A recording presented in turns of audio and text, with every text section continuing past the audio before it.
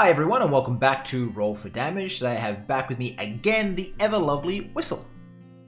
Hello. We are going to be going through a bit of a story that you have for us, is that right? Yeah, we got a story time coming up. Is this a happy story, sad story, angry story? A little of sad, a little of angry. And maybe some funny. It's also, I laugh at it now. But this is a story that I've teased on my channel a few times. It is the story of how my DM threw a tarrasque at us because we killed his big bad evil guy too quick. A tarrasque. Yes, a tarrasque. The like city destroying, unkillable tarrasque. Yes. And they're a little nerfed in 5e. I fought one in 3.5 and we were just like no and had to leave the continent. So by all means, we should not have been able to kill this thing. But you killed the tarrasque as well. Yes, we shouldn't have been able to, but we did. Teach me your ways, Wystle. How do we kill the tarrasque? By your DM not knowing the rules. So not only did he get mad and effectively flip the table and throw a tarrasque at you, he then didn't know the rules of the tarrasque. Yes, and we didn't know the rules of the tarrasque either. I'm looking at this after knowing its stat block now. We should not have been able to do half the stuff we were doing to it, but we did it. So have that as a disclaimer for anybody who's going to come into the comments and say, you shouldn't have been able to do this. I know. We're well ahead of you. Okay, so I guess this is going to start with the character I had brought in, because at this point Glow is dead. The monk that I had brought in after he took away my druid, after he killed my gambler. I lost a lot of characters to this game. I was playing a half-demon named May. And yeah, homebrew. Bite me. Okay. She was a wizard. I don't remember what school. I'm pretty sure I had her as evocation because I think that was the default on Roll20 on D&D Beyond. Mm-hmm. So, she was the daughter of the main big bad. I didn't know this until like 2 sessions in, so that just kind of happened. But she was supposed to just be a rebelling teenager, just like fuck you, Dad. I'll do what I want. And she was originally joining the party as a spy until we had to fight one of the demon siblings, which ended up being one of her uncles. And it happened to be the uncle that she liked, Alistair. We killed him. Well, sort of. It was a very complicated situation that will take hours to explain. But the long and short of it is that Alistair had gotten hold of a gin in a bottle, and it was essentially the Robin Williams genie. Okay. He tried to wish himself to be powerful enough to defeat Tharizdun, the creator of the Abyss. At least he was the creator of the Abyss in this game. Because that's what all of these demons were trying to do, was unleash Tharizdun and kill him and take control of the Abyss. Alright, so nothing major. Yeah, just typical D&D. So there was one item that most of these demon siblings were after. It was a staff that could cast Wish with no consequence. That is never a good item. That is never a good item to have in a game. Oh, just you wait. Okay. So our the genie granted the wish, but there was a catch. He was monstrously contorted. He looked like a giant spider with like backwards knees and like a really I'd say it was a terrible effect, but it was poison, and we had a paladin, so it was so. He basically turned into a giant broken spider thing. We killed it. Well, we tried to kill it. And then the DM just kind of insta-killed him, like had the Robin Williams genie shrink him to the size of a tiny spider and then dropped a shoe on him. Just randomly. We didn't even roll initiative for this fight. Wait, was that okay? Why?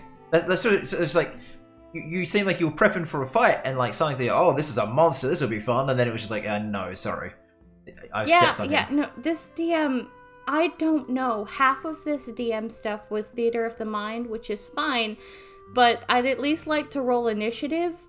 We rolled initiative maybe a fourth of the time when we got into encounters. And half the time it didn't even matter anyway because he would find an NPC to like ex machina out of a situation. Okay. So, May was really upset that we had to kill her uncle because she didn't want that. But she was also even more freaked out seeing what he turned into. So, May, ever since she joined the party, she'd had a contact with Sebastian, the big bad evil guy. Mm-hmm. And he basically, she was like, hey, so I didn't find the staff, but I found a genie. Will that work? And he's like, oh, sure, I'll stop by and see, and I'll see. And there was like 2 days of roleplay in between. And May ended up finding a locket in this tower where this big spider thing is that had a picture of her and her uncle in it. And she just kind of had a long think, and she's like, so what am I doing this for again? Because as a player, I didn't have a lot of time to plan for this either. May was brought in, I want to say 5 sessions before the game actually ended, so I didn't have a lot of time with her to really establish a motive, and I was kind of shunted into this, you're mad at your dad, you had to kill your uncle, so make a decision kind of thing. So, what she ended up doing was, crazy demon dad shows up, and he has the staff. He hasn't taken it to the Tharsden thing yet for some reason, because he just wants to kill the party at this point, I guess. It's not like he treated us like little flies, and when we gave him what he wanted, he just fucked off. But he has the staff at this point. So he's been looking for the staff, but he's been asking you to bring it to him. Find it. But he had the staff. Okay, no, continue. I'm just confused. Yeah, that was kind of why May got so pissed. She's like, wait a minute, you had the staff, and you didn't tell me that you had the staff when I told you I was going after my uncle? Really? Right, so, yeah, fuck you too, Dad. So, what ended up happening was I used the genie. I used the genie, being like, hey, I want that staff. I wish for that staff. And I'm like, what do I have to give you for that staff? And of course, since it's the Robin Williams genie, he's like, I want my freedom. And I'm like, it's yours. Now give me the staff. And I get it, right? And I'm at the bottom of the wizard tower. He's at the top, right? And he just, the staff's out of his hands, and he looks down at me. And I know my DM knew what I was about to do. And I know this kind of makes me a douchebag as a player, but this guy had been a terrible DM the entire game and should know better than to give us this magic item.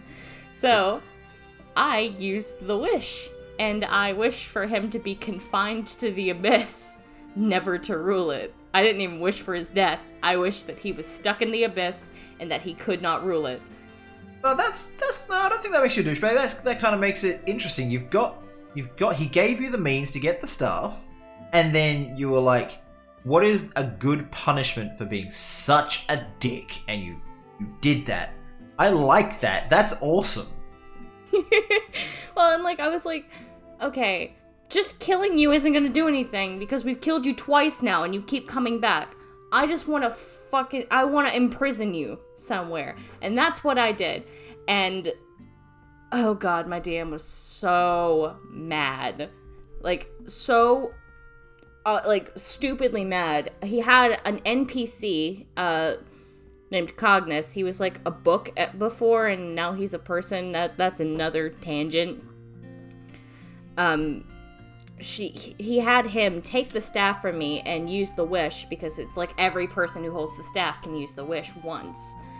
To bring Sebastian back, but then turned him into a book so that he could live in the same prison that Cognis lived in.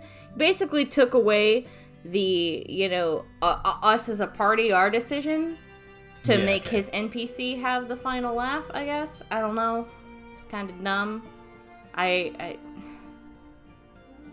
there seems to be a lot of that. Like, yeah. I have questions. I'll wait to the end. It's okay. Hold your applause to the end. So this is all before the friggin' tarrasque, alright? So what ends up happening is Robin Williams' genie and our bard just kind of start vibing together, and suddenly we all feel a surge of magic as we are rushed up to level 20 from level 6. Okay. Did you have sheets ready? Did he give you sheets? No. We had to do that, like, fix our sheets all on D&D Beyond in game. It took like 40 minutes. It was kind of a pain. Was anyone excited for it, or was it just like, oh, this is happening? We didn't know why. We didn't know what the heck was happening, because there was one last demon brother, but we figured, why are we worried about the demon brothers now? Okay. We have the staff. We know where we're taking the staff to be safe. Why do we have this? Because earlier in the campaign, we had gone to Mount Celestia and been blessed by Palor. So we figured this is where we'll take the staff, where it can be, it could be like consistently guarded, and then we're done. We're gonna go back to our lives. All right. So he has us go after the last demon brother, which the whole concept of the demon brothers was fascinating. Because, like, I can't knock him too bad. He had some really cool ideas. All of the demon brothers were based off of the 5 stages of grief. Sebastian was bargaining, the big spider dude was anger, and the one that was left was, denial. So it was the 7 deadly sins, take 2. Yeah. It was a fascinating take, though. Like, you could see it in the way the characters were written. I can't knock him too much, because he did do a good job with establishing these traits in these characters. It sounds like he had great ideas, just terrible execution. Exactly. And I would not be railing into him so hard if it had not been for the fact that for, like, the 3 weeks leading up to this campaign, he was bragging about all of the campaigns he'd run and how good of a DM he was. If that was not the case, and if he had not been such a douchebag about player death, I would not have made any of the videos I have so far. I don't even think these stories would have made it onto Reddit like I wanted to put them. So really, thank you, that guy. Yeah, seriously. Thank you. Alright. So, we had a flying airship at this point built by a goblins guild, and we end up crossing a border into Rascal's territory, as his name was. And his territory was weird. It was all distorted, very illusion-y. It was very trippy. So an interesting take for what this demon did. But for some reason, we get there, and there's a stage where he looked like a big, like, demon jester. Like, a big demon clown. So there's this stage, and he's just, like, going on a monologue. I honestly can't remember the monologue because it's been like 2 years, but like about how, like, oh, you've dispatched all of my brothers and sister, and now it's my turn to shine, and typical big bad evil blah blah. And then the stage rises and it's like on the back of a tarrasque. Okay, so you're now on a tarrasque while he's monologuing? No, like, we were, like, he was on the stage, we were standing there watching, and then the tarrasque rises from the earth. And roll initiative because we're fighting this thing, except don't roll initiative because I don't even know if we rolled initiative this fight. Oh, okay. Alright, no. So you're fighting a tarrasque riding brother. Yep. Carry on. And the way we going. killed this thing was so stupid. There is some broken homebrew in here, and I did not know how to balance homebrew at the time, so don't come for me comments. Demons and half-demons, I don't know if this is something that came out of Pathfinder or something that he just made up. They had the ability to charm things. With me being now level 20, I had a stupidly high DC, wisdom DC, that this tarrasque was not able to save against. But here's the problem: tarrasques can't be charmed. I'm relatively certain, so I shouldn't have been able to do that in the first place. All right, so yeah, he didn't read what his immunities were. I don't think so. No, I think he just said he thought, I'm mad at my players because they got rid of my big bad that I've been hyping up, even though he's been boring. So I'm gonna throw the scariest monster in 5th edition at them, and hopefully they die. I don't know why he put us up to level 20, but he did. Yeah, if he wanted to kill you, he should have Left us at level 6. Left it, or had some reason why you shouldn't have gotten rid of the father. So you have to be to fix this, we have to now go get him out of this situation, and you can't use anything else than just hey guys, guess what? Tarrasque. Yeah. And this, how we killed it also pertains to these blessings we were given by Paylor. I didn't get one because the character I had blessed died 2 freaking weeks ago. So I didn't get to play with that. That was nice. But it mostly revolved around our ranger and her beast companion, Darius, who was a saber-toothed tiger. They, Dragon Ball Z merge and become stupidly strong, broken OP strong. I think her strength score was a 25. And she was doing this at level 6. Wait, so the blessing allowed her to merge with the saber-toothed tiger? It allowed her to merge with her cat. Wait, what did your previous blessing allow you to do? What cool thing did you I don't get? know, I never got to use it. I didn't ever discover what it did. Hey, Wystle. Enjoy this cool thing. You will never use it. Yeah. Thanks, DM. Well, yeah. Well, another one of our players didn't get to find out what hers was until the very end, and it was just fancy fireworks to symbolize that the demon war was over. It was really dumb. So, here's the thing, though. The ranger's damage was never specified as magical. It was just a shit ton of slashing and bludgeoning. Should not have been able to do anything to that tarrasque. But guess who got the killing blow on the tarrasque? The ranger, when she went beast mode. Yeah. Because the DM didn't read the stat block. So, did this combat take a long time? Did he actually have the book in front of him and be and was, telling you, what it was doing, or was he just making it up? I think he was just making it up as he went, because I'm relatively certain this was one of the sessions he played drunk. Oh. Did he do that often? Yes, he did that stupidly often. Okay, for a timeline here, we started this campaign in November of 2018. We finished this campaign in February of 2019. Right? And... Wait, you lost... So that's a very short campaign, and you lost how many characters? 4.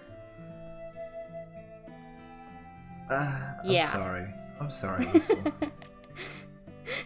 This is why I'm really grateful for the DMs I found now, right? Even if they torture me like you do, you give my characters a chance to not die.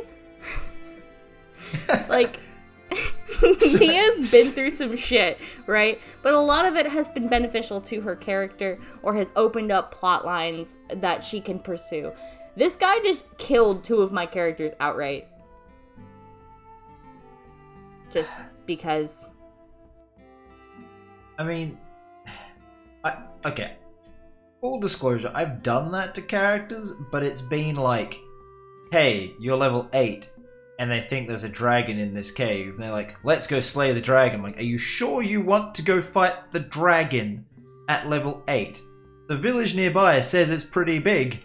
Like, yeah, this would be cool. I'm like, cool, it breathes on you, you're all dead. Like, that's totally different, though. Like, my first character death was because he did not read my class mechanics, because I'd found a homebrew class I thought was cool. I asked him if I could play it. He said sure without reading it. And when he saw what I could do, instead of saying, hey, we need to scale this back, or hey, I'd like you to change classes, we can flavor everything to fit your theme, but I can't work with this. Instead of saying that, he just killed me. yeah. Okay, I mean, like, I've given you homebrew options for future characters, so I hope that I too don't end up in one of these videos in the future. Oh no, because I don't think you're gonna. I think that if one of your mechanics, because you're playtesting some of these too, so if one of your mechanics you figure, oh, maybe that's a little too powerful, I feel like you'll just pull me aside and say, hey, we're gonna nerf this and do this and this, or is that all right? And I'd be totally fine. I like to think I'm a fairly, easy player to deal with. I don't get super uppity about, like, oh, well, I want this class, and this is my class mechanic, and you can't take this away from me.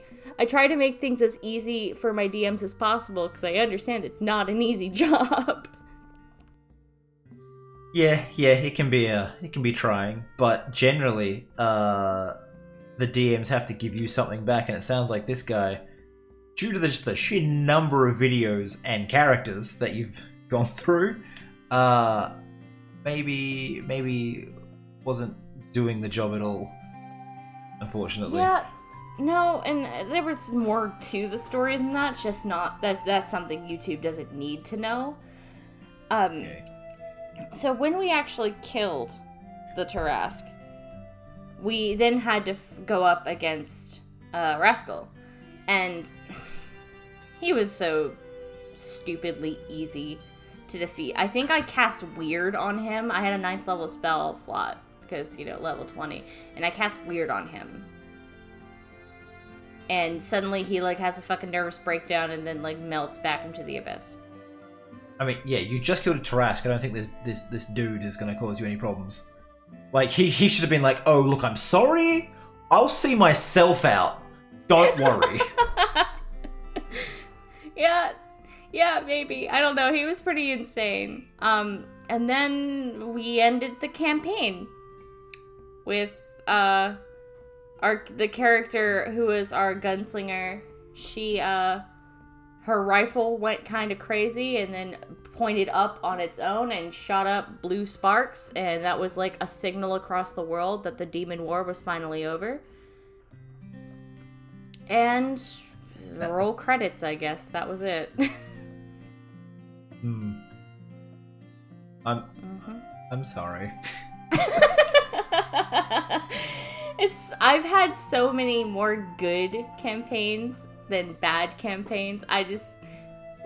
This one, it was, okay, this campaign was special because I did not know how much I would come to laugh at moments and regret certain moments and, make somewhat of a living telling about these moments until, I put out my first video.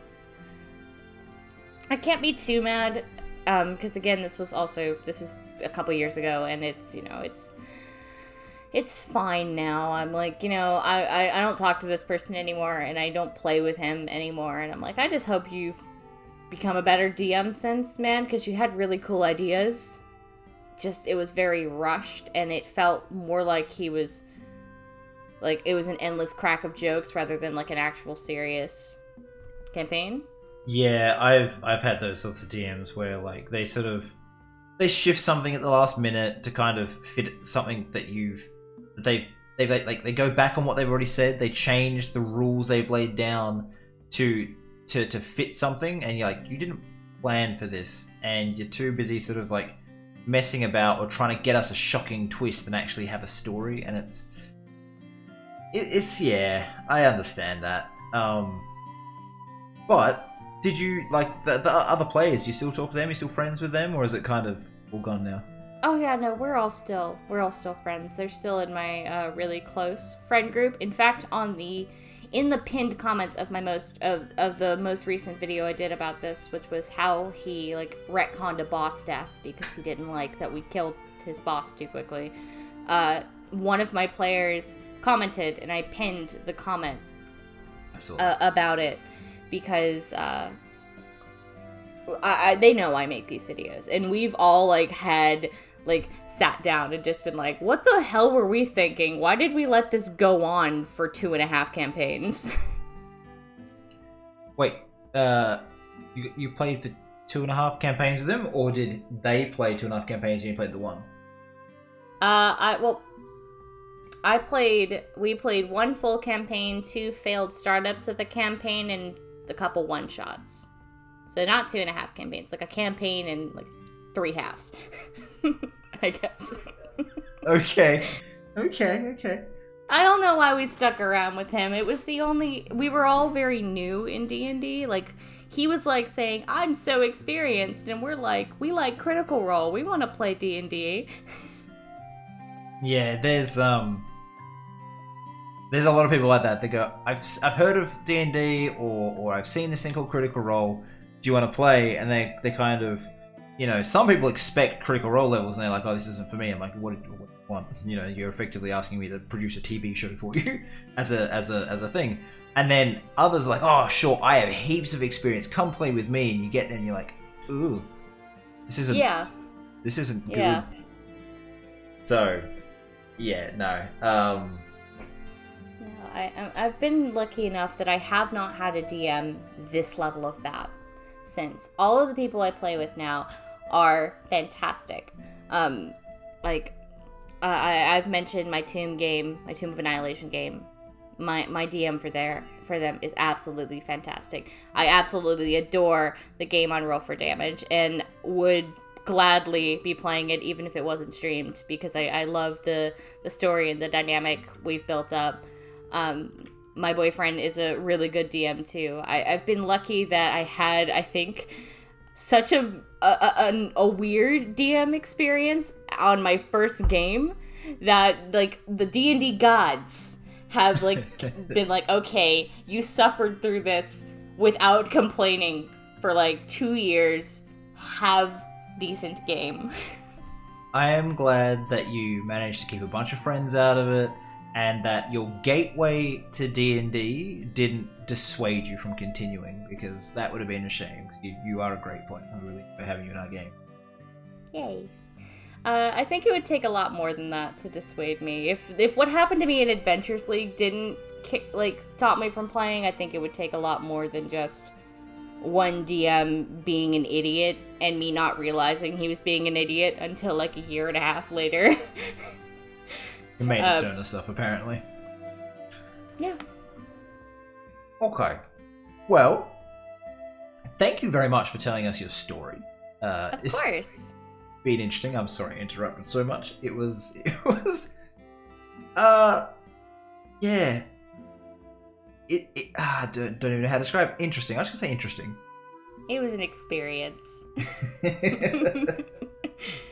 So we play every Friday night at 8:30 p.m. EST over on the Roll for Damage Twitch channel. We play in Nova's homebrewed Rise of Tiamat adjacent game called The Scales Above. It is lovely. I promise I play a much sort of kind of happier character there, and Nova enjoys torturing me, so you should totally come check it out. Bye. Bye-bye.